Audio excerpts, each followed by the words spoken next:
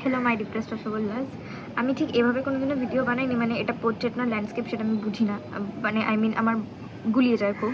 তো আমি জানি না ঠিক কোন দিকে তাকিয়ে কথা বলতে হয়, আমি নিজের দিকেই তাকিয়ে কথা বলছি, তোমরা একটু অ্যাডজাস্ট করে নিও। তো এই ভিডিওটা কোনো ফান ভিডিও না যে আমি ফালতু বকবো, বাট তুই কথা বলতে তুই ফালতুই কথা বলে তোর কপালের মতো। Anyways leave it. এই ভিডিওটাতে আমি কথা বলতে এসেছি আমার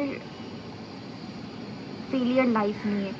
হ্যাঁ, তো এতদিন আমি কোথায় উধাও ছিলাম, কেন ভিডিও পোস্ট করিনি, এতবার করে বলার পরে যে হ্যাঁ এবার থেকে আমি ভিডিও পোস্ট করব, ভিডিও দেব, তারপরেও আমি দিচ্ছিলাম না। তার রিজন এটাই যে আমি না অনেক দিন ধরে ভাবছি একটা কামব্যাক দেবো, একটা কামব্যাক দেবো, কামব্যাক করবো, বাট ইন রিয়েলিটি কামব্যাক বলে কিছু হয় না। যেদিন থেকে তুমি তোমার ওপর খাটতে আরম্ভ করবে সেদিন থেকেই এটা কামব্যাক। ঠিক আছে, লাইফে সাডেন কিছু একটা হলো, খুব ফান হলো, খুব আনরিয়েলিস্টিক একটা জিনিস হয়ে গেল, আর তুমি ভাবছো এটাই তোমার জন্য কামব্যাক। তুমি এভারেস্ট অ্যাচিভ করে নিলে, তুমি ভাবছো যে তুমি এটা হয়ে গেলে এটা আমার কামব্যাক।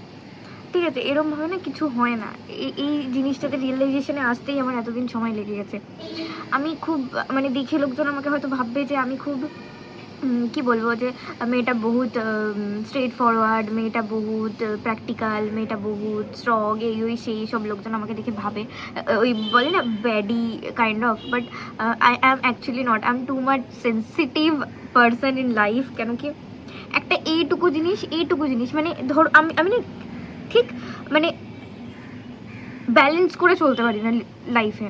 একটা এইটুকু জিনিস, আমার কোনো একটা লাইফে কিছু হলো, সেটার জন্য আমার বাকি সব জিনিস বিগড়ে যায়। আর এই জিনিসটার জন্য আমি মানে অনেক ভাবনা চিন্তা করে অনেক দিন ধরে নিজেকে বুঝিয়ে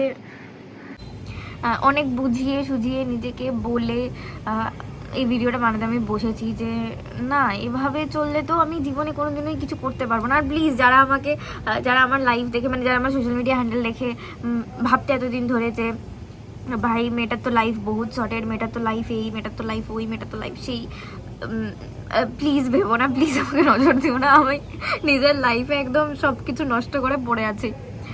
তো যাই হোক, এবার আমি কামব্যাক করার কথাটা যেটা বলছিলাম সেটা হচ্ছে যে আমি কামব্যাক করবো ভেবেছিলাম যে তোমরা যারা জানো যে আমি বাই প্রফেশন একজন নার্স।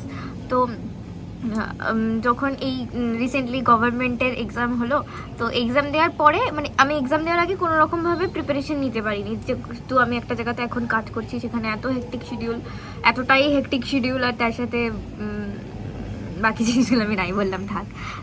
যাই হোক, কারণ কি তারা আমাকে খেয়ে পড়ে মানুষ করছে এখন। তো যে জিনিসপত্রগুলো জন্য আমি পড়াশোনা একেবারেই করতে পারিনি।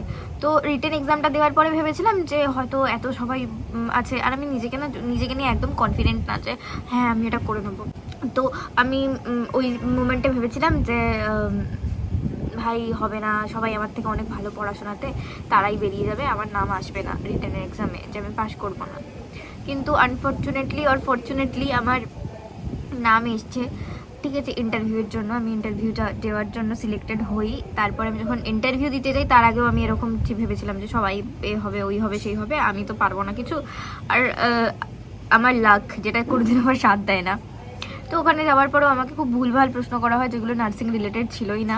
তো সেরকম ভুলভাল প্রশ্নের জন্য আমি কিছুই বলতে পারিনি। আর I am too much nervous and I am too much under confident. So আমি জাস্ট চুপ করে বসেছিলাম ওখানে, আমি কিছু মুখই খুলতে পারিনি। তো এক্সপেক্টেড ছিল যে হয়তো বা পাবো না, বা হয়তো পাবো, জানি না, একটা মিক্সড ফিলিংস চলতেই থাকে। তো রিসেন্টলি এর মধ্যে রেজাল্ট যখন আউট হলো আমি দেখলাম আমার নাম আসেনি।